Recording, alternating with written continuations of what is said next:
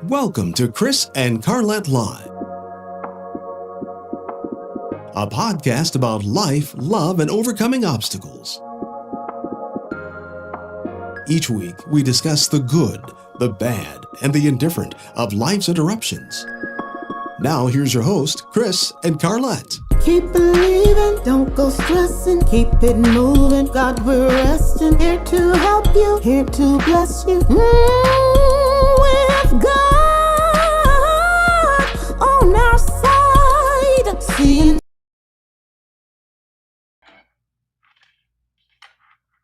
Hey, we're here. Alrighty, we are here. Hello, everybody. Hello. Welcome. Thank you for coming.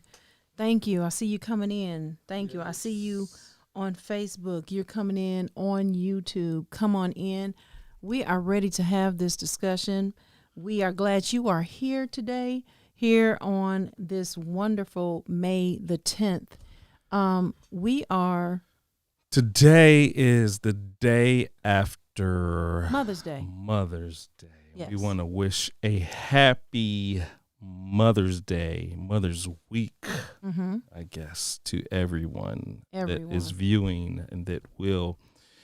Dr. Sparks, yes. Yes, Junior's, that is my Sunday school superintendent. Yes. Uh-huh. But we want to wish everybody a happy Mother's Day, Yes. and that To all mothers. all the mothers. So Big mama, little mama, my dear, my dear, community mamas, aunties, grandmothers, godmamas, mothers, foster mothers, yes, adopted, all that. Church mother. Did you say church mothers? Church mothers. Yes. I love church mothers. And I loved how my pastor and the church honored them on Mother's Day. He every year, and it's just beautiful. Every year.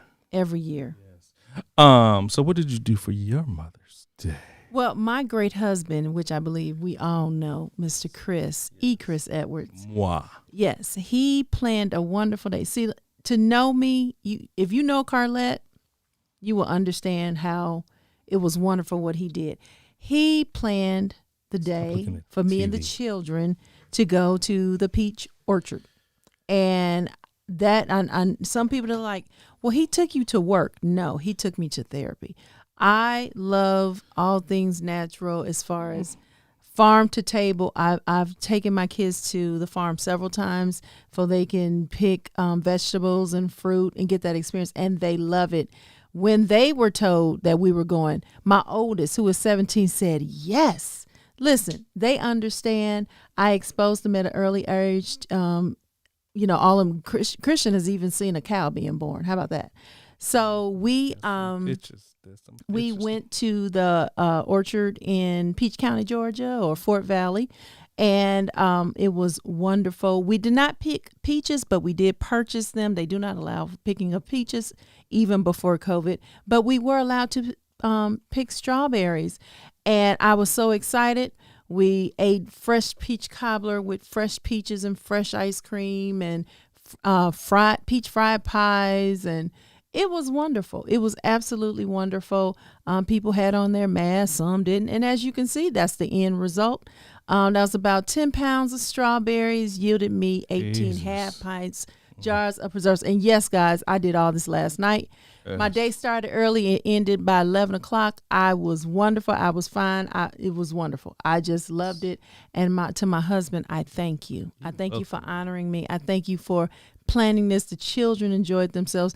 They gathered so many strawberries that their bags were tipping over, and it was really good. And they were excited. And we had a good time. One with nature. Yes. So I thank you. I felt honored. Oh, and then my oldest, he took me shopping. Yes, he did. His little saved up money. Yes. So I thank you all, and I love you so much. Thank you. I love you too, baby. So that's my boo. So I hope you all honored your mother. Yes. I honor my mother, Sharon Lynette Jackson, Michigan City First Lady of the Revival Center Church of God in Christ. We honored my mother-in-law, Imogene Edwards, a retired educator. Listen, she retired twice because she retired and then they called her back. They was like, there's nobody like you. And she retired. I think once she officially retired, she was 80 or something like that. And she still wasn't ready to do it, but she did it. So she just loved teaching, but and she loves her Delta Sigma Theta Incorporated. So the item we got her was, of course, in red. So just wanted to say again, Happy Mother's Day. And I'm so glad even the message that our pastor preached, Dr. Terrence Merritt, about take care of mama, coming out of the book of John. So listen. Mama. No. Okay. We're not doing that. I said, now I have nothing against those songs, but I had 2 songs I refused to listen to this weekend. That was one and of I'm not going to even say the names, okay? That was my decision. Keep things just lifted and bright and just amazing and joyous, okay? Because some of these songs, they are tributes, but they make you sad. I'm just saying. So, all right. I'm done with that. Happy Mother's Day to everybody. Why don't you look at the camera? Yeah. Yes. Instead of the screen. Okay. So today, in today's news, we have, you know what? We watched a great, oh my God, we watched a great documentary yesterday. Matter of fact, I was mad that it was only 1 hour. yes, I was mad. On Marvin Gaye. If y'all hadn't seen it. Yeah, What's Going On is the name of it. What's Going On? Directed by Spike Lee. Spike Lee. And Yes. it was on CNN yesterday. That Yes. was a great documentary. But even after that, CNN is doing it, y'all. Yeah, they doing it. They did. They had Kamal Bell. What's his last name? Yeah, W. Kamau Bell. Yes. He was on. Oh my God. The He United blew it States out of the or park. I forgot the United States of America. Something. That's the name of his show. Is something like that. Y'all need to see that show. Make sure W. you. Kamau Bell. He's really good. He talked about. He featured. It was like all things Atlanta last night. He featured Morehouse, he featured Spelman, but he was coming from the standpoint of how we need more African Americans in STEM programs, science, technology, engineering, and I forget what. I mean, math it was or something it was like that. so good. I had to call Christian down Yeah. to watch it because it was so much information. And even how there is disparities in that Baby, program. you I'm cut sorry. me off. I got excited.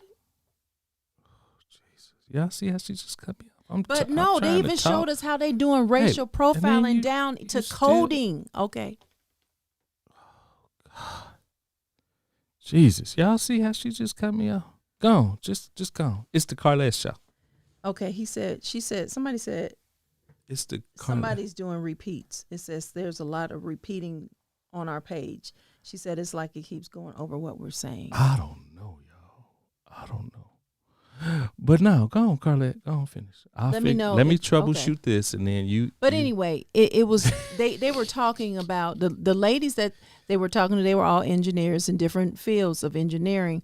How the disparities even going down to the coding. And she said, yeah, there are racist robots because they are programmed by racist people. I mean, I never thought about that. And she's like, so, they're looking at the racial profiling that's happening with the AI, going down, like I said, coding, development. And they were like, we need to see more of us. Saying it's okay to be a nerd. Go to a school where you all come together and you can collaborate and you feel safe. And then talked about, they even talked about, why we're scared to get the vaccination, and it was good. Y'all have to find it because they played it. I know they repeated it again, but you can go to on demand onto CNN on demand and find it. W. Kamau Bell. It has something. His title, something about the United States of America or something, whatever. Mm-hmm. But he's good. He has something good every day, every week. What? Are you ready for me? You know what? You ready for me to talk? Look at that. Are you ready for me to talk? I'm ready for you to talk. Oh, okay. I wasn't sure. Okay, Tammy said it's better. Whatever you did is better. Okay. Thank you, Tammy. Oh, so now we're going to bring you back to the Chris and Carlette show. You know what? Okay. Oh, okay. Well, you see, I'm passionate. I understand, but you just like cut me off like 3-4 times. I am so sorry. That's I okay. apologize. So we gonna. What about that, y'all? Just the Carlette show. But see, last week, no. The week before that, it was the Chris show. No, well, that's because I had all the questions. Okay. Yeah. All right. Go ahead. Well, I mean, she took up my time, so we're just gonna go right into our guest. I mean, say what you were gonna say. No. I mean, I know it was gonna be good. You made up. You started your sentence about how you brought Christian down. What was that? What was that about you that you needed Christian to hear this? Now I'm your guest. Well, I wanted to make sure that Christian got something. You know, it's difficult raising teenagers nowadays, and just wanted to plant. You know, it's always about planting seeds into our youth. So I wanted to make sure that he saw, you know, as far as what it is to go to that next level. I mean, we saw doctors that were like doing stuff, you know, one and doctor's old. Yeah. I was just okay. You saw doctors doing stuff. Go on. Go ahead. Just stop. Okay, keep going. Okay. Come on, dead air. Come on, dead air. So our next guest is a well-known doctor throughout the whole country. Yes. I was trying to look for his bio.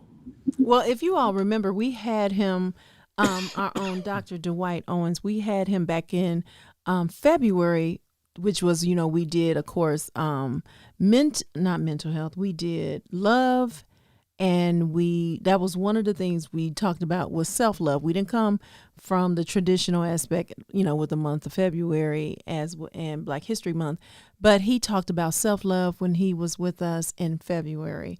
And we're back with him because why? He wrote a book, guys. And you know what? I don't know if he realizes this. It premieres. The book comes out this week. So you know what I'm considering this? This is the launch party. One of them. I know there'll be many more, but I'm just saying on the Chris and Carlette show. And the name of the book is Depression in the Pews, A Silent Killer. And great book. It is a good read. You have sometimes I read a paragraph, half a page, and I had to just sit and like hear it again, just play it over in my mind. What did he just say? Let it resonate. And I suggest everyone go to Amazon and purchase this. Depression in the Pews. You know, this is Chris and Carlette Live, Life Interruptions, the good, bad, and indifferent. And so this is one of those things. It's good to talk about. It's viewed as bad and indifferent. Whatever. It fits. It fits the mission of this program. So I wanted to right quick. I have a clip that's queued up with an interview with Pastor E. Dewey Smith and Bishop Noel Jones. I'm just gonna play a little bit of this, but I would admonish you all because it's talking about a lot what Dr. Owens is talking about. Okay. So I just want to play a little bit. I know we have to get to the guest, but I'm just gonna play a little bit of this right quick. Well, let me open up by saying this in response to that. And I think I want to take it circumlocute a little bit, take it on a big circle. I think, first of all, the problem why the people of God are in the state they're in psychologically and so psychologically debilitated is that for 40 years we have preached Americanism and capitalism for the gospel. This has made the group of people that we pastor, and I think the first group of people who have to repent through all this are preachers. Those of us who sat in the pulpit and we did not expostulate the word of God properly. We didn't exegete it properly with the integrity that it's due. And so we eliminated or completely ignored biblical faith for what we called now faith. And now faith is ridiculous because the now is simply joining chapter 10 to chapter 11, and it has no significance as to the time. But what we did was we placed everybody's relationship with God on their financial and their fiscal capabilities. And we made God and money a relationship. Now, the devil is not the meanest animal in the zoo. Forget the devil. The devil's not the meanest animal in the zoo. When he talked about the Laodicean church, the devil wasn't even mentioned. Jesus never did say you can't serve God and the devil. He said you can't serve God and mammon. So that was just a little bit of that. I just wanted to share that. But it talks. I want you all to also just go out and to look, Google that on YouTube, and it's talking a lot about what our guest will be bringing up. So nonetheless, I want to go ahead and bring our guest on. Please. Well, let please. me open up by saying this in response to that. Everybody, please share this to your pages. Get people to come in, hear what he has to say. Again, Dr. Dwight Owens, we welcome you and thank you for being here to discuss your great book. And I'm saying great because I'm reading it. Those are some nifty glasses you got on, sir. What'd you say? I like those glasses you got on. Oh, thank you. Yeah. You come to Sunday school, you'll see them like every Sunday.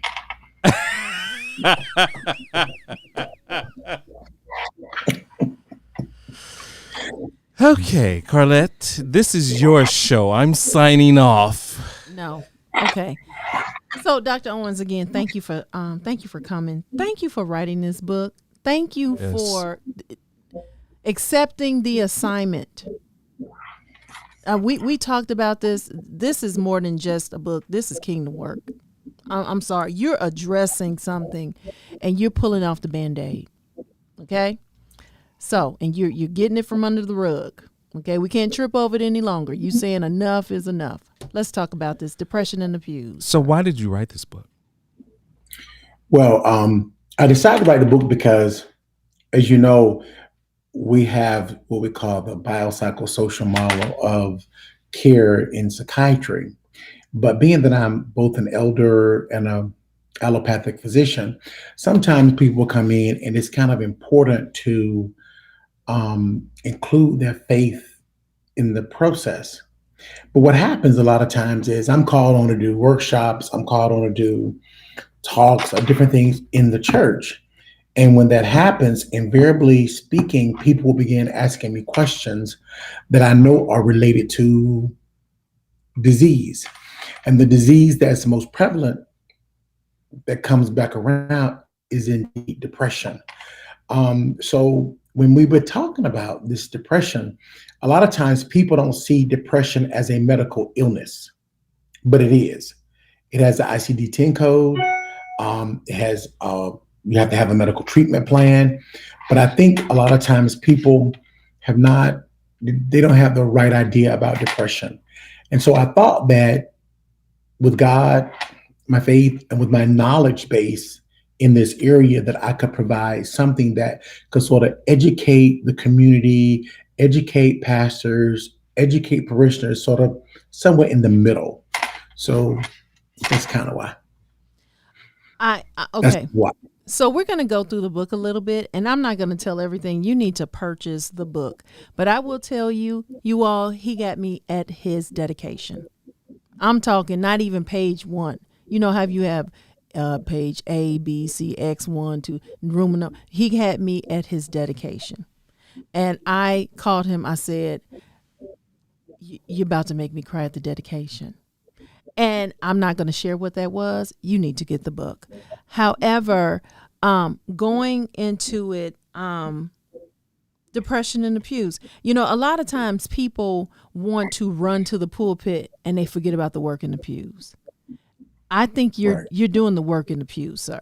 So I'm opening the book, all right? And I have some certain pages that I have written down, and I'm going to go to page 21. Okay.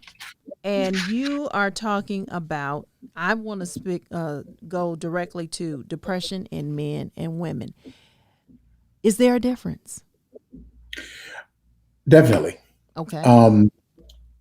One is women tend to go to the doctor.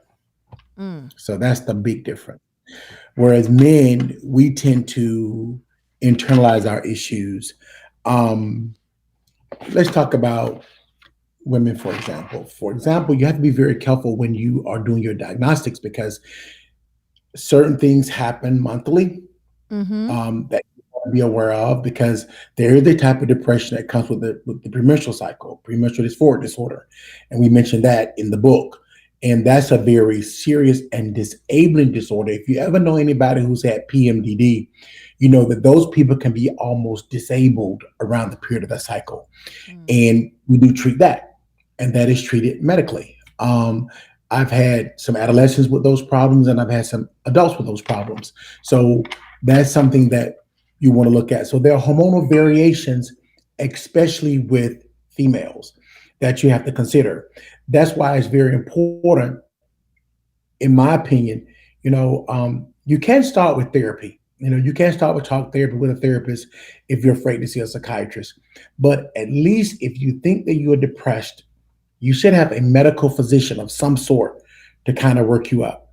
Because what I mean by that is, are there thyroid issues or the hormonal issues? We're in the middle of life. You have the premenopausal stage, the menopausal phase, and then the postmenopausal. And the hormonal adjustments are very different. So you may need a level of workup. Now, when you talk about men, and I think when we look back, the statistics are very men, in that we tend to internalize our issues. When you look at us, you think about there are a lot of stressors that are placed on the man to be the head of the household. Another thing that comes up is the gun violence. And you all see every day that driving while black for a black male can be deadly. And although we may not verbalize some of our issues, they exist. Yes. And a man men are like going to the doctor. I don't like going to the doctor. So when you talk about going to a psychiatrist, the man has to be comfortable expressing emotional pain. And men do not like to cry, most of them. So that's looked at as being a sign of weakness. So when you talk about these issues of loss, issues on the job, marital discord, men have to also process those things, but many of them would choose not to. And they will internalize that pain, and it can be manifested in a lot of somatic illnesses, like hypertension, hair can fall out, ulcers. Okay. Yep. Now, I think I kind of rushed us a little bit. I should have had you define depression. I am so sorry, Dr. Owens. There is different types of depression, and the book tries to make it very clear that before you become depressed, you could be sad. Now, sadness is very transient. Okay, hey, I was sad for a couple of days. I had a fight, broke up. My supervisor made me mad. So it's sort of transient. Sadness is transient. It doesn't last a long time. Then there's something called smiling depression. This is what we see a lot in the church. How you doing? I'm blessed. Really? How you doing? Hopefully you're blessed, but how are you doing? And so a lot of people will come to church and attempt to shout it out, or they will be smiling on the outside while crying on the inside. And how can you tell a smiling depression person? They usually hang around the church a lot. Why? Because when you go home, yes, I said it. A lot of depressed people hang around the church a lot. Oh, Jesus. Now, there's nothing wrong with that, but it is something wrong with that if you're not dealing with your issues. So you'll see a lot of people with smiling depression hanging out, and as soon as it sort of breaks up, the church, and you really had some problems this last year because a lot of churches were closed. So what happened is, how we use the mirror to get dressed? Mm. But in the last year, the mirror had to be used to see ourselves. So you have people that will come around, they're smiling, chirpy, but when they go home, they're very sad. Mm-hmm. And they're waiting for the next church service. And when you do that, that's alluded to as a smiling depression. And then there's major depression. Major depression is the one that's most serious. It causes the most missed days in America. Yes. Major depression causes the most missed days. It is more than cancer, more than HIV and AIDS, more than any other medical problem. This problem causes the most missed days at work. Major depression, sleep, too much or too little. You really don't want to do anything. You want to stay at home. A lot of guilt, hopelessness. What could I have done differently for mom? What could I have done differently in my relationship? Energy, you don't have no energy. You're drinking 5-hour energies. You're drinking Monster drinks. You're drinking all kind of juices to keep yourself elevated during the day because you have no energy. Concentration is a problem. Concentration gets to be a problem because you can't really focus. There's cognitive delay sometimes. Appetite, you can eat too much or too little. This could be a problem if you're eating a whole lot. So that can be a problem. Then you just feel like weighted down. You just feel heavy. The weight of the world is on your shoulder. And when you say the weight of the world is on your shoulder, that's something that we call psychomotor retardation. And sometimes those people that are depressed can be very agitated. But the one symptom that's very, very, very serious and disabling is suicidal ideation, thoughts, attempts, and gestures. And, the bad one is suicide completion. So those are the signs and symptoms of depression. And see, I remember when you, back in February, you had said how there's an increase now in suicidal completions. I remember you saying that, 2-3 months ago. And people don't talk about it, but suicide is happening in the church. Listen, yes. How many Monday morning articles we see or Tuesday morning saying the pastor killed himself in the office, in the parking lot of his house? How many, can you talk on that, sir?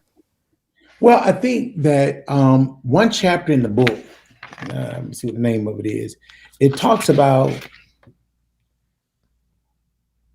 when the pastor. Oh yeah, that starts about chapter about page 86. I think it's like chapter 9 or something. Yeah. Am I right? What about pastors who struggle with depression? It's really hard to get pastors to be transparent. And I'll tell you why. Sometimes when they're transparent, the church leadership may ask them to resign. But the issue is when they don't disclose, you have someone that may not be able to deal with some of the stressors. The way I see a pastor is the pastor has his or her own issues, but they also carry the weight of their membership. Mm-hmm. And we're seeing a lot of mega church pastors that complete, and you'll see it in the newspaper, but there's a lot of completion of suicide that we don't necessarily hear about. Of course. But what happens when a pastor is not healthy, it will come out in sermons. It will come out in church meetings, and God forbid they decide to complete, then those members are left with a challenge of their faith. Because what happens then is it's like, I've been listening to you talk faith. I've been listening to you, tell me how much I should love Jesus. And then now you complete suicide. So a lot of times, a lot of them will have this issue, so they won't disclose it. Now, I do disability evaluations, and I tell you, I do see non-African American pastors that will take medical leave for depression, but I've never seen an African American pastor take medical leave for a mental illness. I've never seen that. There was a pastor. I know it was before COVID. Okay, and he put out. Came before his church and talked to them and told them, "I'm going on sabbatical leave." He said, "There is no scandal." I watched it. He said, He said, I need to take a break from my mind. I mean, and the backlash he received from that, it was ridiculous. Like you said, you're supposed to be this. It's like we forget. Do you have something? No. I just wanted to interject right quick. There's several people watching that I need them to like, share, and subscribe to our YouTube channel. Just right quick. Oh, okay. And the phone lines is open, guys. Dr. Owens is here to answer questions, and that will be shown up at the bottom of the screen. But yes, the pastor got up. He had a heart to heart. Now the people, they gave him a standing ovation at the end. I remember that, and I thought that was beautiful. But the backlash from the public, it was unreal, and it wasn't fair. It was not fair, and so I guess I would say to people, give them a break. Give them a break. Just have a heart for them. Okay, so on pages 25 through 27, which was something you stated, and the reason why I say it, you said many depressed people are aware of this huge stigma attached to depression, which inhibits them from talking about their depression openly. And then on 27, you went on to kind of say that's how we create the us, like them versus us. Like giving them a stigma of, oh, that's them, those depressed people. And because stemming back to the conversation not happening in the church, in families. Can you talk more about that? Well, I think that you remember in the olden days where you had the uncle in the attic that never came out, or when somebody got ill, they sent them to the South. The South gets a bad reputation. But we don't talk about depression. We've talked about depression more in the last year than we have in our lives. And we don't talk about it. But what happens is if we continue to keep people who have depression, who have anxiety, who have schizophrenia, keep them hidden away, that's not going to offer them the opportunity to get healed. A lot of times healing takes several different phases. You got the biological part of healing, which is medication. Then there's the psychological part and the social part. And sometimes you have to really take a patient out of that element where he is in order to allow him to flourish. What I like about, if you use your faith correctly, when you're going and you're receiving the word, faith coming by hearing, hearing coming by the word of God, which becomes important, and you make that a part of you. But if you are not dealing with it and really rooting out some of your issues, because here's the thing, depression does not necessarily come from one thing. There's several theories. There's the cognitive theory, where that's I am bad, my future's bad, and the world is hopeless. And you do have people that feel that way, and you have to go in and reconstruct that. Then there are people that have a lot of loss. Grief, if not properly managed, can turn into depression. Now, if you have grief that's really, really heavy, and that's 2 weeks in, you probably should get treatment. So unresolved grief issues can also lead to depression. Loss of a parent before the age of 12. A lot of times when people see kids with loss of a parent, those kids are set up. Now, What do you mean by loss of a parent? Fathers in absentia, death, divorce. All of these things can lead a person to depression. And then there are people that have what you call just an endogenous kind of thing. They just sad all the time. I don't know if you've ever been around a sad person, but I'm telling you to test. If you're talking to a friend or family member, and every time you hang up, you feel like, ooh, Yeah. that person may be suffering from depression because they don't know it, but they are using their friends and their family members as a therapist. And a lot of times you can't really handle the confrontation in the unconscious. That has to take somebody with skill. Wow. Wow. Wow. Wow. Okay. All right. Okay. Now, this is not written down. You said that takes somebody with skill. And I remember in your book, you admonished pastors. You said, I am not telling you to go out and get a degree, but I am telling you to educate yourself and go through, maybe a basic certification or some classes. Can you talk more about that? Well, and the next phase of the book will be to offer some type of class. I think that if you are pastoring in the 21st century, you cannot not be familiar with the DSM-5. Okay, tell us what you just said, what that is. That's you have in the book is going to tell you about it. So you got. I'm sorry, you got to get the book. You got to read the book. You got to be aware of the major mental illnesses. You have to ask, what does schizophrenia look like? And if you think about it, a lot of people say, "Oh, well, those are the people walking down the street." Yes, 66% of the homeless people do have schizophrenia, but there may be your house with schizophrenia. What is generalized anxiety? Do you have generalized anxiety? Are you a nervous person? There's no such thing as a nervous person. There's probably a medical diagnosis that is attached to that. So when people say he or she's a nervous person, there's probably a diagnosis. Probably it's either generalized anxiety, panic disorder with agoraphobia, or panic disorder without agoraphobia. So these things have names and medical problems. Another one is everybody wants to be ADD. Oh, I have ADHD. It's almost like a new fashion being ADHD or ADD.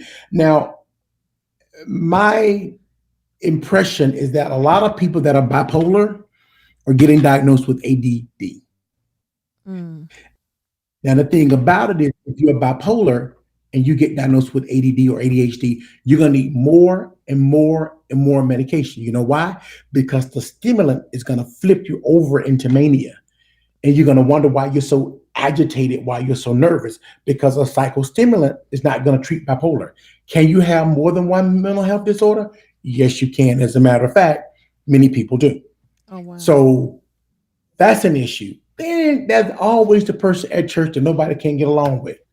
Probably a personality disorder. Can you say that one more time? Can you say that one more time? There are people at church No. who can only get along with leadership. So those people probably have a personality disorder. Which one? There's narcissistic, which we all know about. Those are the people that think more highly of themselves than they ought. But what happens is when you find that vulnerable or Achilles heel, they have a narcissistic injury.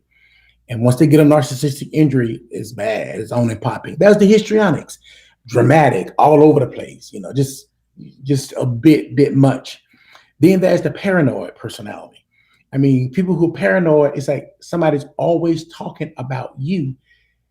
One time, Dr. Mary preached a message. He said, people ain't thinking about you. But a paranoid person, whether it's real or feigned, they believe that somebody's talking about them.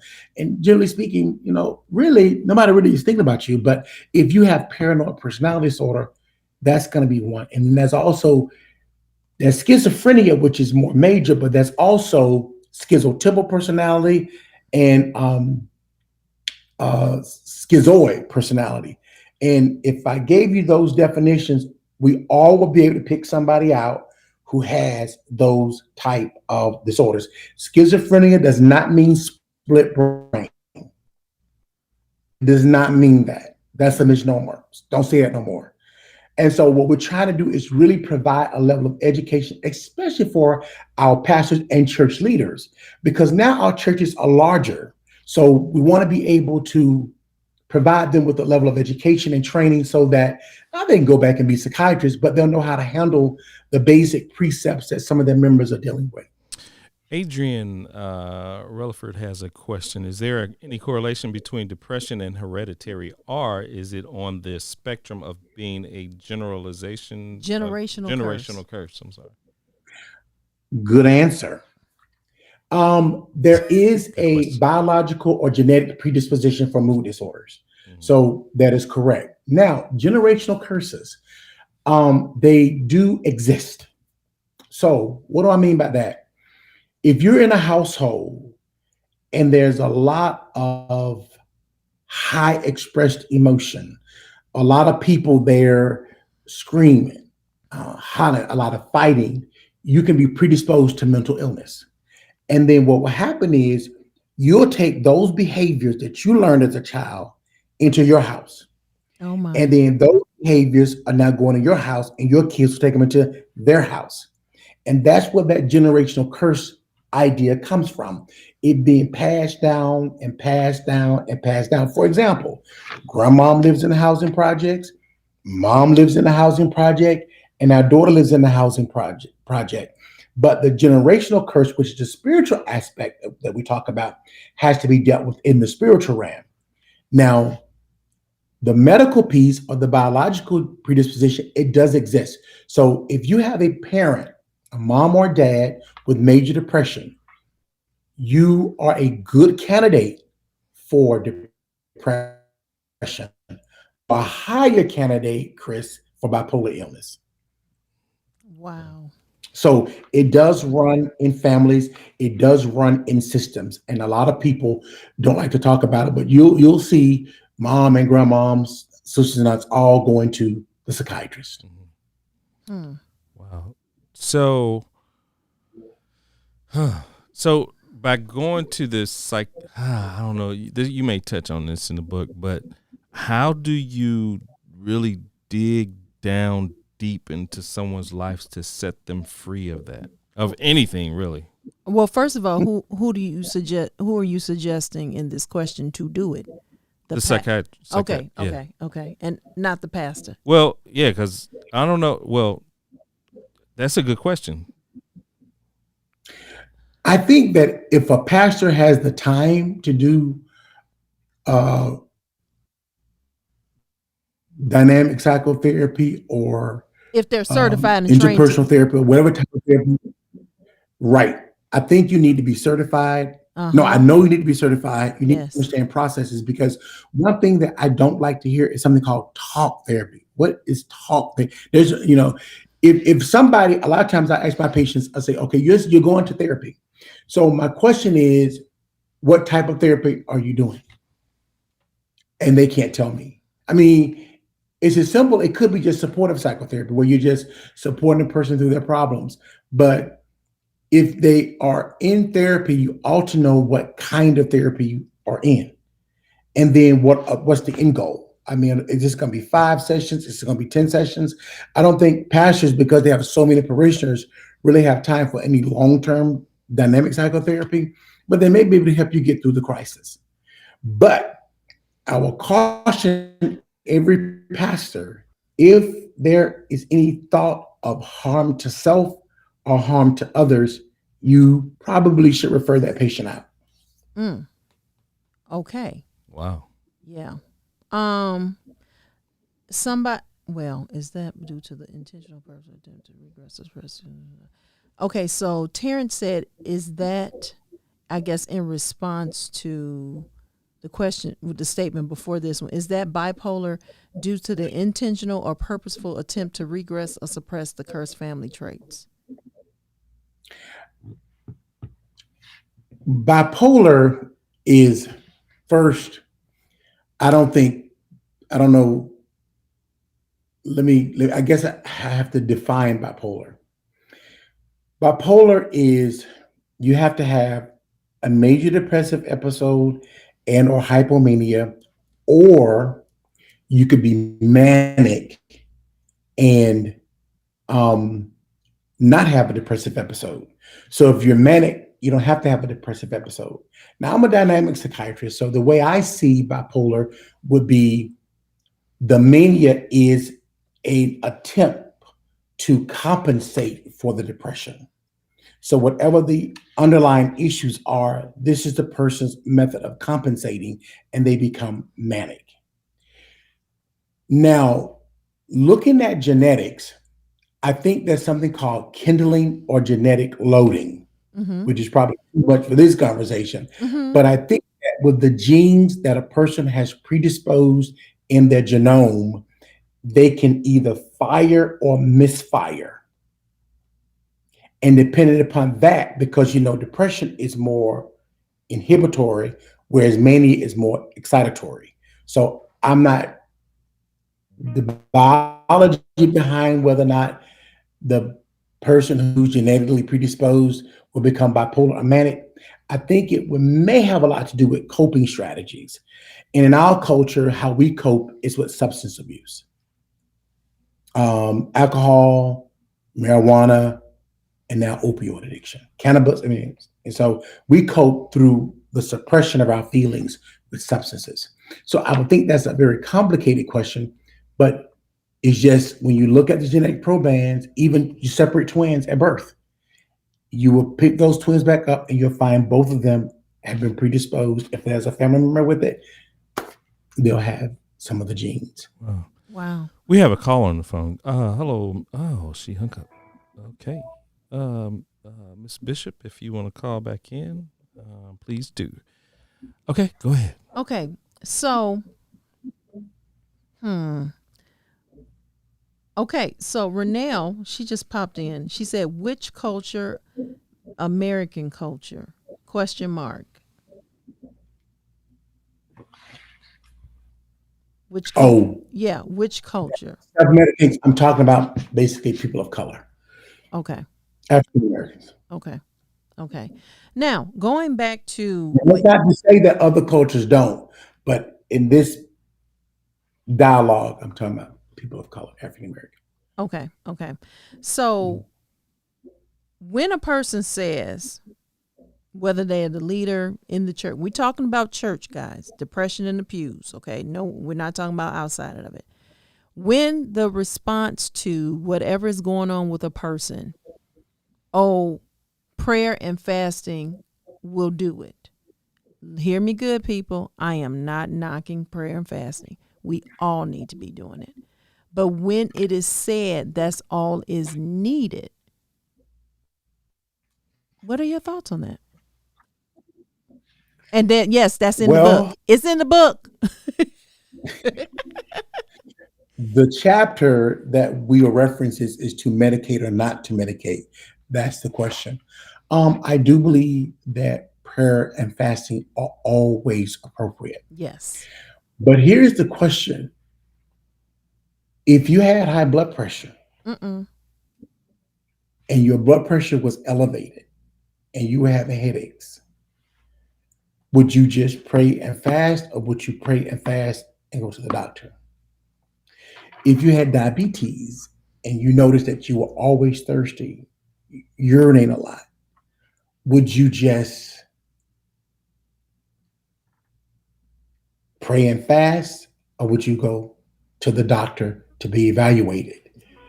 If you felt a nodule anywhere on your body that did not belong, would you just pray and fast, or would you go to the doctor to find out what is going on and continue to pray and fast? I think that the praying and fasting becomes important, but I also think that you have to take the opportunity. If there is anything that's throwing you off biologically or psychologically, you need to be evaluated by a medical person to be sure that there's nothing else going on. Some cancers present as depression, some demyelinating diseases, multiple sclerosis can present as depression. Hypothyroidism presents as depression. So there's some medical problems that actually present as depression. So if you don't go and get an evaluation, in a timely fashion, that small problem can become something larger. And when it relates to your mood, when you're depressed and you're sad, you don't really have a lot of energy to do anything. But once you get a little bit of energy or glimmer of hope, that's when we can find some problems with suicide completion. Mm. That's the deadly outcome that we don't want to happen. Now, I want to say something. When you said about how it can be debilitating, there was a short film. It was a series of short films that I saw. I believe it was Netflix, and it was one in particular, and it was I didn't know where it was coming from when it first started. The girl would be getting dressed to go to a party, and then something snapped. Nothing has to happen. Whether it was a trigger or not, all of a sudden she would just stop. If she had lipstick in her hand, it would drop. She would just, and like she went into almost like a trance, and she would know to lead herself to either her bed or her couch, and she would cover herself. And it was times that she would not leave for a few days. She did this so much that she would lose job after job. She was getting ready for a date. 5 minutes before the date showed up, she was fully dressed. He shows up, rings the doorbell. She does not answer. It's like she felt trapped internally and could not move. I don't know what that is. And so every time I hear you say how it can be debilitating, I actually saw it threw me. I didn't know what was going on, but by the middle to the end, they talked about what it was, but she was young. And she lost so many jobs, and she was very good at what she does. But when it would hit her, they wouldn't see her. It was like no call, no show for several days. And then she just show up to work, and they were, it was so much. So that's all I have to say about that. Okay, I want to go back to... And the phone line is up. Oh, okay. Hold on. We have a question. Hello, Mrs. Bishop. It was so much. So that's all I have to say about that. Ms. Bishop? Go back. Uh-oh.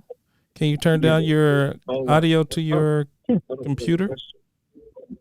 Hello, Mrs. Bishop? Yes. Yes. Can you turn down? Yes. Can you turn down the audio to your device? Yes, I'm here. Okay. Yes. Go ahead with your question. Oh, okay. Should I turn it off or down? No, just turn it down. That's fine. Yes, it's down. Okay. Go ahead and ask your. Thank you for dialing in, by the way. Now I can't hear you. Oh. Hello? Okay. Hello. Can you hear me? Can you hear me? Yes. Oh, goodness. All right. Just turn it back up. Hello, Ms. Bishop. Hello? Can you hear me? Oh, great. I can hear you now. Okay. Go ahead with your question. Yes. Thank you for dialing in. I have a question for Dr. Owens. Okay. Go ahead. Okay. Yes, I'm still here.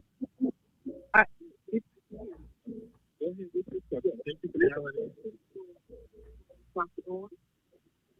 Okay, go ahead.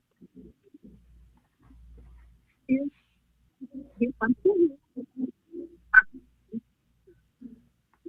Hello, Ms. Bishop. This is not playing in real time. I can hear myself talking back to you. Should I turn off the phone sound or the sound on the computer? Probably the sound on the computer.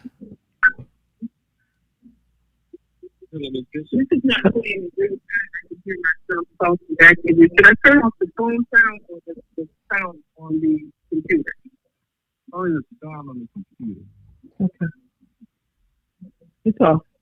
Okay. Can you hear us now? Hello? Yes. Can you hear us? I just wanted to ask Dr. Owens, if we have a pastor that we trust, should we let the pastor know that we are seeking intervention from a medical professional for depression when we talk to them? That's a loaded question, because the answer would be, I think that anytime you enter into any kind of discussion about your health care, there should be a agreement signed or something that protects HIPAA.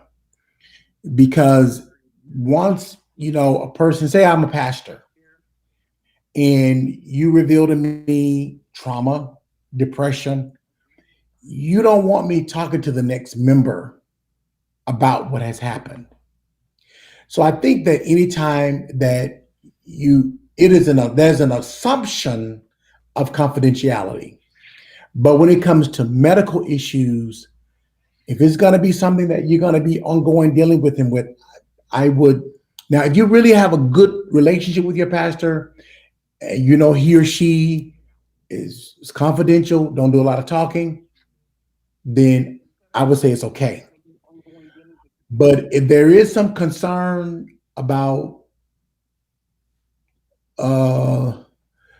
breaches in confidentiality, you may not want to share too much information. You may want to say, I'm seeing a doctor, because sometimes that can really have two impacts: your faith as well as your confidence in the systems of care that we have. Too much information. Right. Sounds like we still have to. Yeah. All right. Did you have another question, Carlette?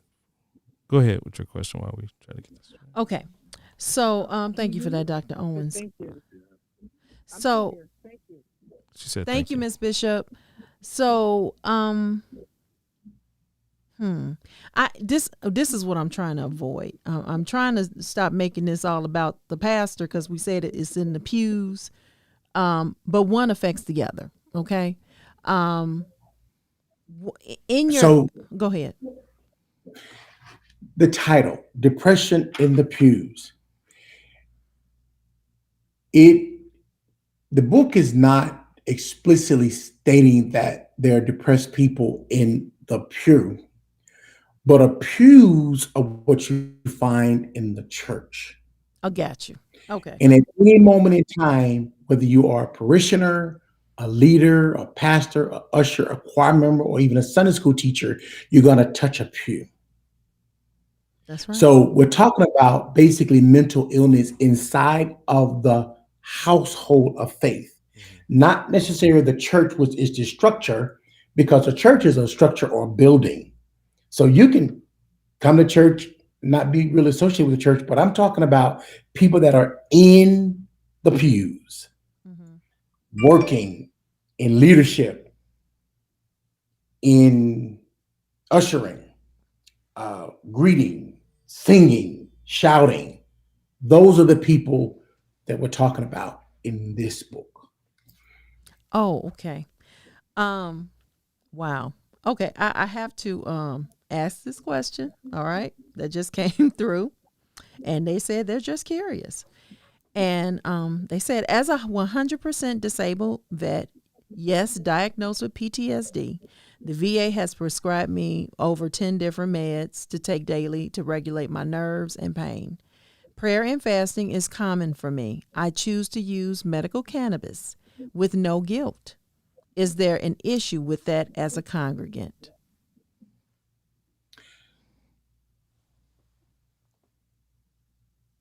The answer to that will be based on your church and the functionality of your relationship and your disclosure with your church.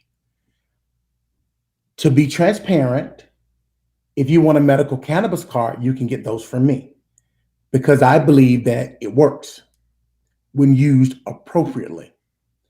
But if I would imagine that if you are working or facilitating a service, your leader may not want you to have medical cannabis en route to teaching the Sunday school class or singing on the choir. Come to church lit. I got a good friend out in California, actually comes to Sunday school. One Sunday morning, he came to church, and he went on in, he was going to usher. And one of his co-ushers had to remind him, hey, behind your ear.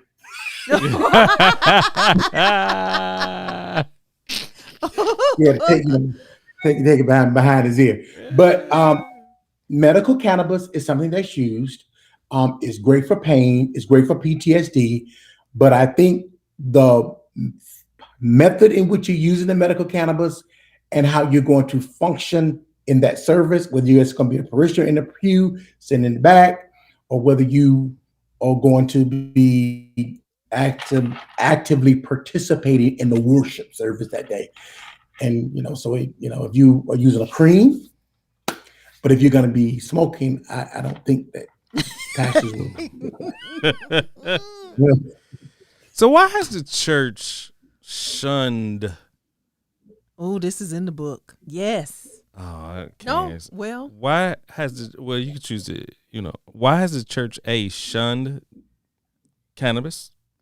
Oh, no. And then why has the church shunned going to see a Dr. Owens? That's good. Cannabis is in some places legal, but not all. And I think that is how you use the cannabis is the problem in the church. I mean, I'm sure if there's somebody who's got the cream for pain, I'm sure there's not going to be any issue. But a lot of people use cannabis as mood altering. Mm-hmm. And so when you use it as mood altering or to chill you out, then sometimes there are some residuals to what happens. So I just think that you have to be careful when you're in church leadership, how you're dealing with medical cannabis. And that's a class unto itself. Psychiatry in the church are, in my opinion, have been opposite and opposing, because people feel like if you have faith or you believe in God, you can say to the mountain, be thou removed, and the mountain will get removed. Or you have the now faith and the by faith. Faith is some things hoped for, everything's not seen. But if you have a medical condition, you need to go to see the doctor. And so I think that we look at mood issues, anxiety issues as sometimes almost demonic possession. And so we feel like we can manage those through our spirituality. I do believe that some parts of it you can, but I do believe before you write off medicines, you need to really go and be sure that it is what you think it is. Okay, I'm about to throw a curveball at you. So we have cannabis over here, and we have a bottle of red wine. Mm-hmm. The red wine, they say, helps to relax you as well as to help those with high blood pressure. Oh my. The red wine, is that something that you would recommend? Or, because the church, if you drink a bottle of wine, you're a sinner. But if you just have, just a little bit that does the stomach a little good, then what is your take on that, sir? You know what? We about to change this title of this show. This is just, ooh. I mean, because wine could probably help with depression in the pew. Wine probably make it a little worse. I think you gotta be, when it comes to substances, wine, alcohol, beer, I think the reason why these can be seen as mood and mind altering. Mm-hmm. Most people don't drink wine for the stomach's sake or for medicinal purposes. Mm-hmm. They drink it for other reasons. Mm-hmm. And I think the reason why it would be kind of counterintuitive for a pastor to encourage that, because the outcomes cannot be good. Once you start drinking a little bit of wine, then there's something called physiological tolerance, where that little bit of wine don't work no more. So you need a little bit more than a little bit. Mm-hmm. Gotcha. And you start going more and more and more. And after a while, you got a problem with substance abuse. Nicotine, alcohol, cannabis, opiates, all those things can have a psychological dependence and a physiological dependence. So that's why we don't encourage the use of any substance in the church, because the management thereof can become an issue. Now, there are people that do what they do responsibly, but I think that for a pastor who understands some of the deleterious effects, he or she may want to kind of shy away from that kind of discussion. All right. But what you do, what you do in your own house is your business, but No, I feel you. I get you. But eventually, what you do in your house will spill over. Okay, moving on. So, I want to get back to, and I really have two more, and then I'm done. Pastors with depression. The story that you had, it's around page 86. The story that you had was about the pastor. I guess it was kind of, I don't know if this was a case study or whatever, but it was true. Yes, the name was a certain pastor out of North Carolina. And further into the chapter, it stated that he admitted, one of the things he admitted is that he was neglecting himself of Sabbath rest. And the thing I want to add to that is the issue of when pastors don't know how to take a vacation. They think a vacation is a convention, or they think a vacation is something that's still centered around the church, even if it's in another state, another country. Can you elaborate on that?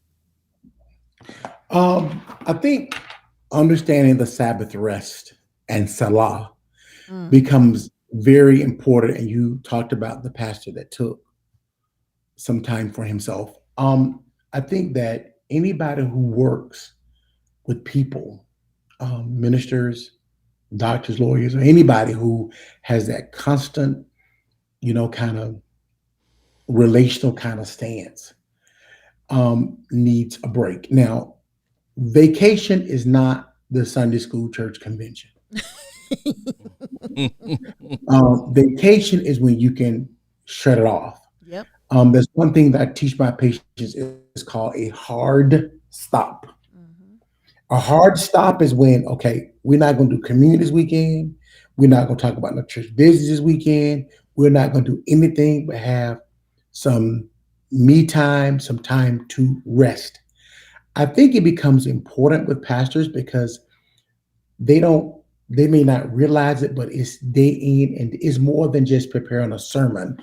If you are a good leader, you got to manage issues, because people call pastors all the time with issues and stuff, whether it's mental health issues, physical issues, relational issues, and then they have to deal with the individual.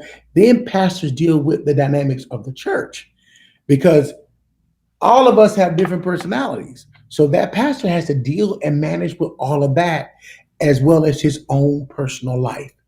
So I think that it's almost a good idea to look at whether it's going to be quarterly or definitely not annual, but you need to take a vacation.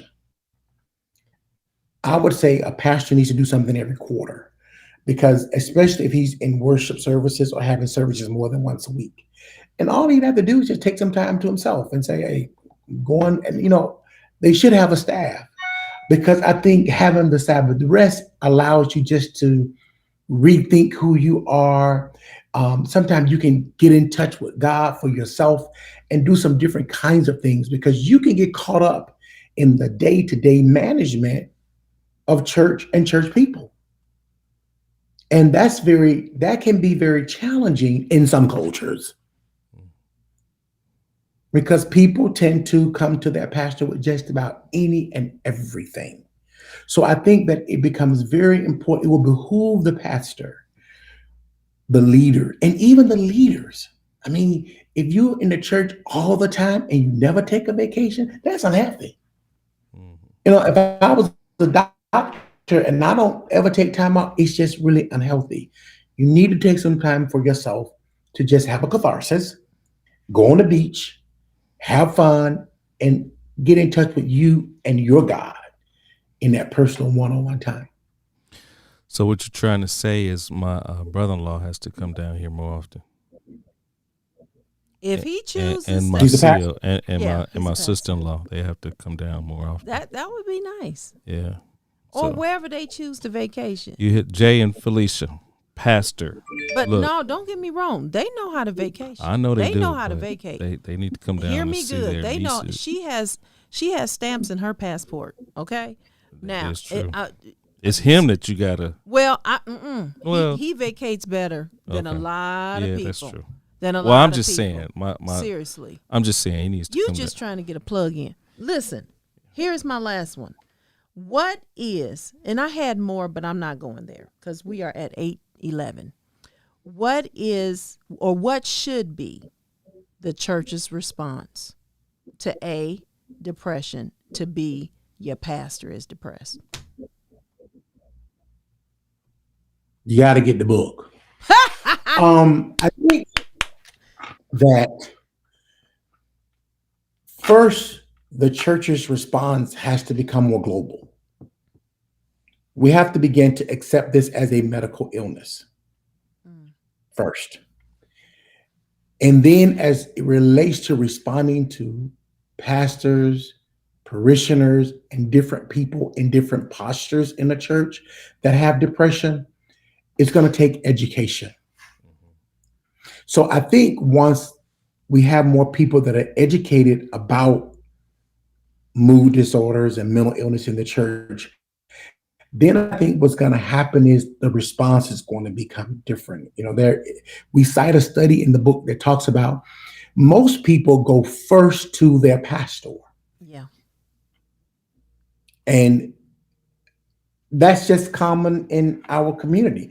Pastors are very important in the African American. They're more important than the doctor, because people will call their pastor with a headache, when somebody dies, when there are other issues, before they reach out to other people. So in this one study that's cited in the book, a lot of parishioners want a better response from the church. Wow. So the pastor has to be able, if you can't talk through the process of what's going on when you're depressed or schizophrenia or whatever's going on in your house, you need to be able to provide a referral base, or, hey, you should go see a therapist, or you should go first to the emergency room, because right now you're hearing voices. I mean, if you're hearing voices and you respond to those negative voices, that could have a very bad outcome. But the pastor has to know how to respond. Even some of us that work in churches have to know, because if a person calls you and says, I really want to hurt myself, what do you do? So if a person says, I'm going to kill myself, then kill my wife, what do you do? And it has happened. Wow. What causes hesitancy to see a psychiatrist when my mind feels overwhelmed? Is a question from Denise. I think that some people are afraid of medication. I think a lot of people are afraid of the psychiatric medications. This is one reason, I think. Psychiatric medication and psychiatric hospitalization. But okay, what is the medication going to do? Well, that's a good question. Our diseases are brain diseases. Our diseases are brain diseases. That's the brain. So any medication that we use is going to work on the receptors, or what we call the neuroreceptors in the brain. So we have a kid with ADHD all over the place. So we have to calm those neurons down because they're firing. Boom, boom, boom, boom, boom. So we have to calm them down so that child can sit in the classroom and not disrupt the whole class. Sometimes with depression, there's not enough serotonin. So we got to go in, because what your body wants to do is it wants to reuptake all the serotonin that you spit out. It wants to take that serotonin back up and use it again. But what happens, when we look at postmortem samples of people that have completed suicide, they don't have enough serotonin. So we need to block the receptor so that there's more serotonin available. I mean, psychiatry is a wonderful form of medicine, but because people don't know how it works, they get afraid. Now, if you get a person that don't know how to manage the medication, now I'm not saying every psychiatrist is good like me. I ain't saying that, but I'm not saying that every psychiatrist knows how to manage the medications. But you have to find a person that knows how to manage the medication. Make sure that he starts low and goes slow. You want to be over medicated. If you cannot sleep, the best doctor is the psychiatrist, because the psychiatrist is going to find out what's keeping you up, and then he's going to take care of calming those receptors down.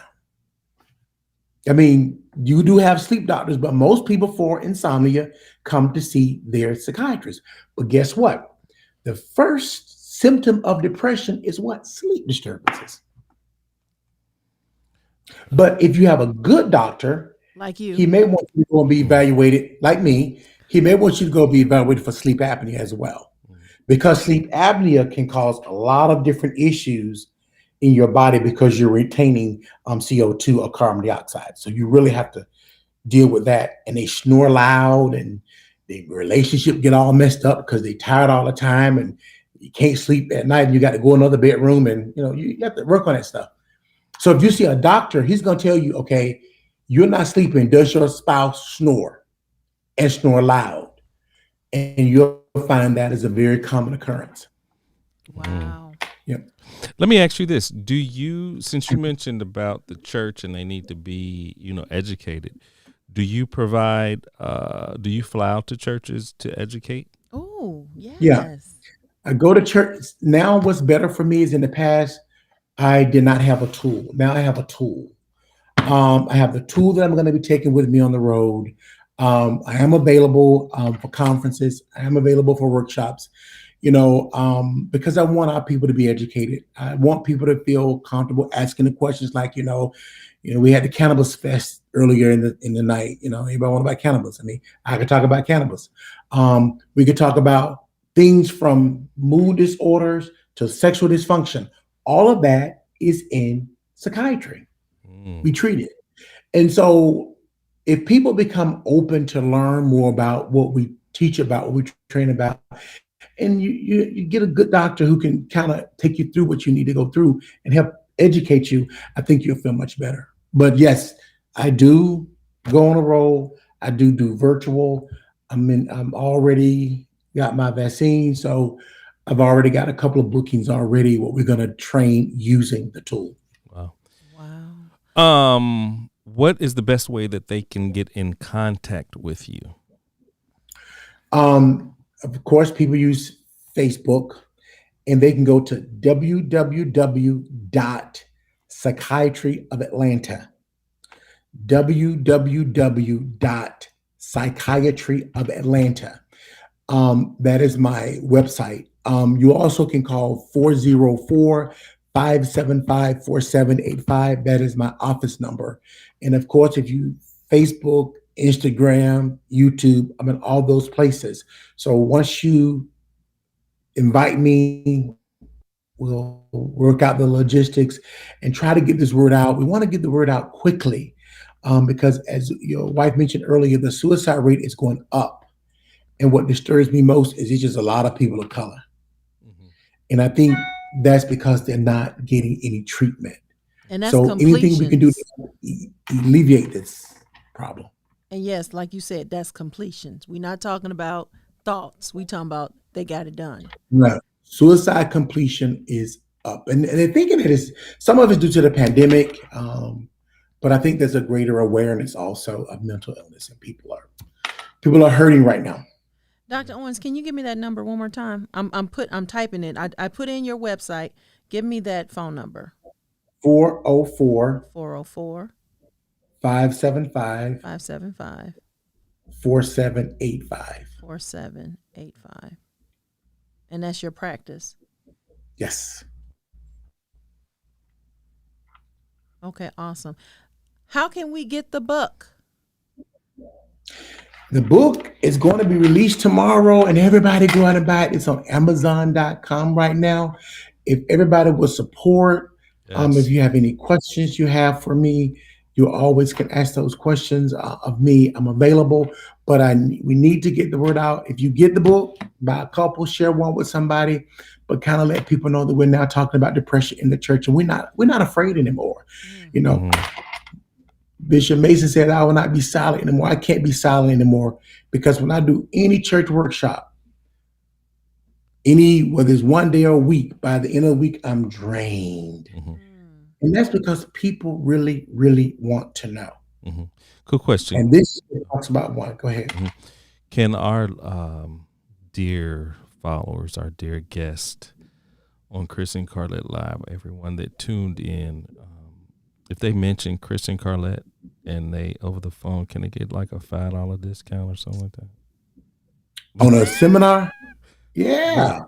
Mention Chris and Carlette, I give you $5 off.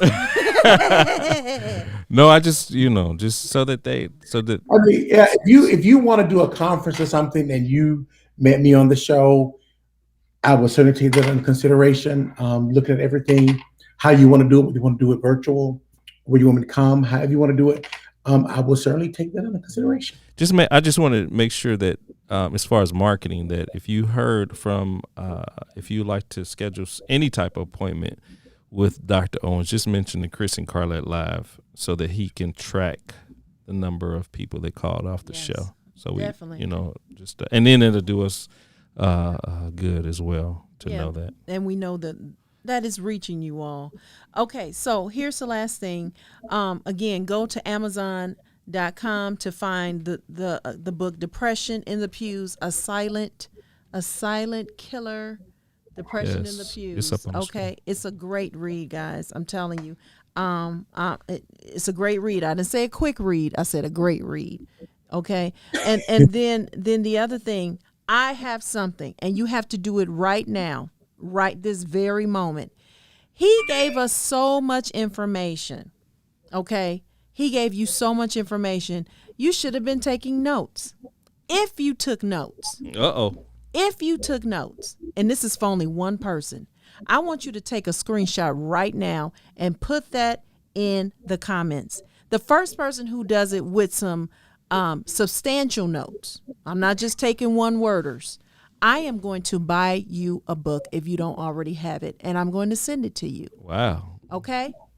I want to see notes. Take a picture right now. Not just hurry up and scribble something down because what he said was too rich for you to just make up. No. So where are they going to put the notes? They're going to put the notes. They're going to take a picture and put it in the comment section. Okay.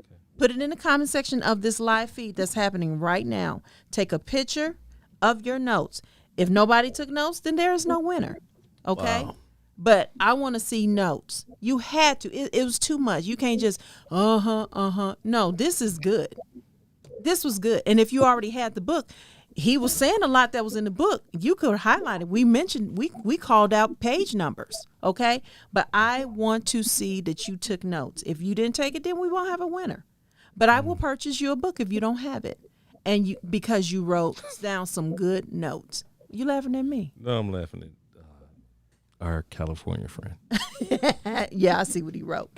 So anyway, you have until we say we click off the show, okay? Which it'll be a couple more minutes, but after that, then it's off the table. All right, let's think about something else though. Too. What else? I don't know. What else? I don't know. We'll see. Okay. We may think of something else. Okay. Yeah. Moving on. But we appreciate you, Dr. Dwight A. Owens. What is the A for?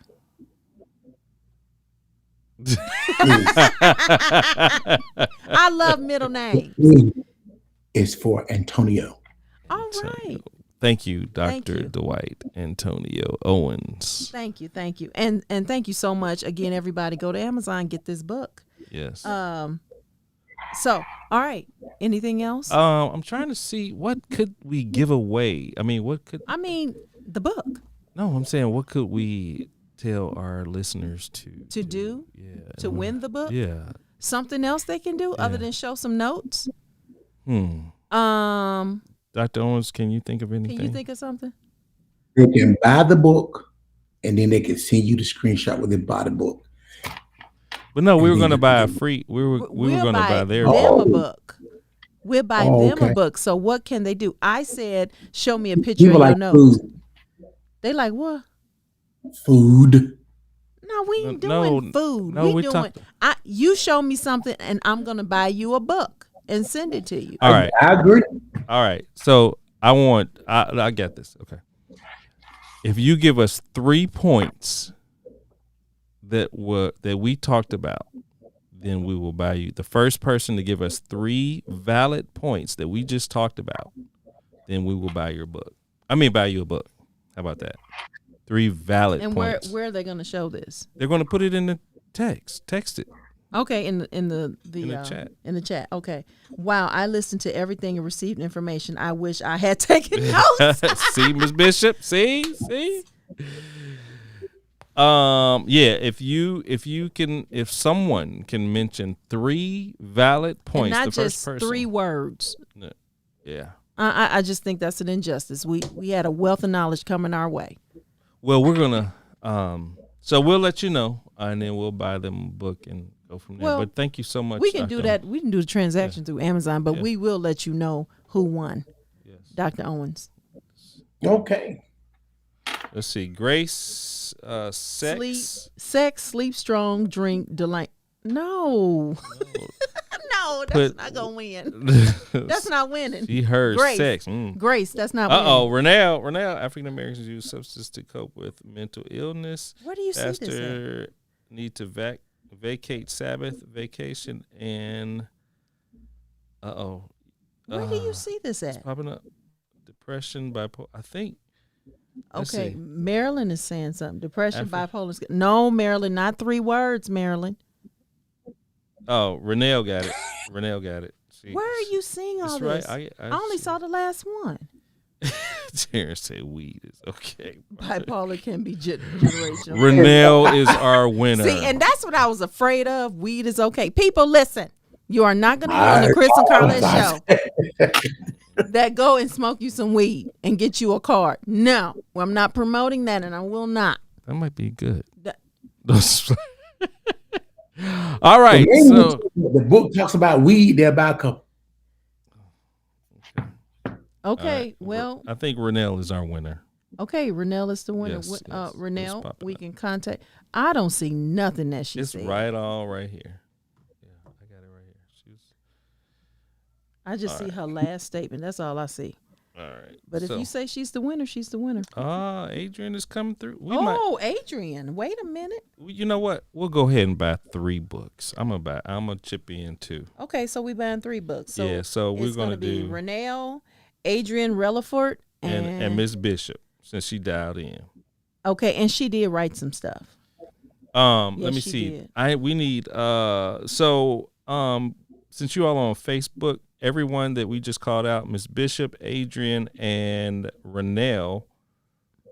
You know what? Let's just do 4. How much is your book? It's on Amazon. $18.99. Okay. How many books you want me to buy? No, I'm just. You helping the people. You see it as ministry because I think it will help. It is ministry. So let's Hopefully do those people that get it. Marilyn, we only Marilyn said 4 books, please. Oh, she want to be the 4th one. Listen, okay. Velma, Renell, Marilyn, and who else? It was someone else. Adrian, message me if you can. And we need we'll contact, just send in Messenger your phone number and we'll contact you on the private messenger chat. Everybody else, go buy the book. Go to Amazon.com. Yes. The book is Depression in the Pews by Dr. Dwight A. Owens. And The Silent Killer is the subtitle. Depression in the Pews, A Silent Killer. Dr. Owens, thank you again. Thank you again so much for this.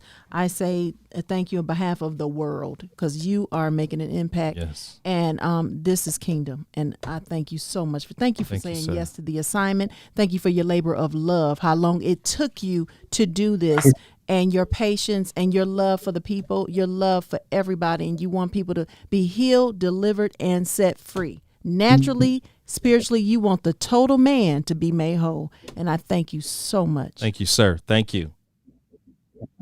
Thank you. Love you. And tell your mother tell your mama I thank you. Tell her I thank her for giving us you. And tell her it was good seeing her yesterday for Mother's Day. And tell her thank you for the sweet potato pie. Thank you. Good. Okay, we'll do. All right. Thank you. All right, I will tell her. So there you go. All right, thank you. All right, bye-bye. Bye-bye. All righty. So, for those that are still viewing us, we would please, we love to give our guest a token of appreciation. Can you please come cash through, Miss app? Velma. Miss Velma didn't put her whole at. Come on, Miss Velma. Can you please cash app us at $CNC Live? $CNC Live. Terrence, please. Yvette got her book. All right. I see. Oh, that's so yeah. If you can, please donate to sow a seed into our vlog, our show, $CNC Live. We love to give our guest a financial contribution to their labor of love for joining us. Please, CNC Live. Hey, we have some exciting news. Some exciting news that will maybe coming out next week. Yes, we won't talk about it tonight. We won't talk about it tonight, but we have some exciting news for both of us, Carlette and Chris and Carlette. We want to make sure. Oh, by the way, make sure all those that are still tuned in with us, make sure you like, share, and subscribe. Even on YouTube, we're on YouTube Live. Make sure you subscribe on both platforms. So, but yeah, we have some exciting information to come out next week. A new development. Yes. In the Chris and Carlette Live. So make sure you tune in. Okay. So I'm going to turn this over to Carlette. I'm going to sign off, and then she will have the Carlette Live show. This show is over. Oh. Okay. I have nothing else to say. Really? Am I missing something? Well, I just, since you wanted to talk this is additional earlier. banter? Okay, I'm good. Thank you. Have a nice day, guys. And so there she's signing off after she interrupted me like 5 times. No. But we thank you all for tuning in to Chris and Carlette Live show. We just like to banter back and forth. So we will talk to you all next week on the Chris, where's my mouse at? On the Chris and Carlette Live show. Oh no, I can't go. You can't go where? My mouse. You can't. All right. Well, we're just gonna just be live. Have to be live. Okay, there we go. All right. Take it easy, guys. Love you all. Thanks for joining us this week on Chris and Carlette Live. Make sure to visit our website, chrisandcarlette.com. If you're on Facebook, share this broadcast. If you're on YouTube, please subscribe to our show. You may also find us on Apple Podcast, where you'll never miss a show. While you're at it, if you found value in this show, we'd appreciate a rating on iTunes. Or if you'd simply tell a friend about the show, that would help us out too. Let us stay in contact with you by texting CNC Live to 474747. That's CNC Live to 474747. CNC Live.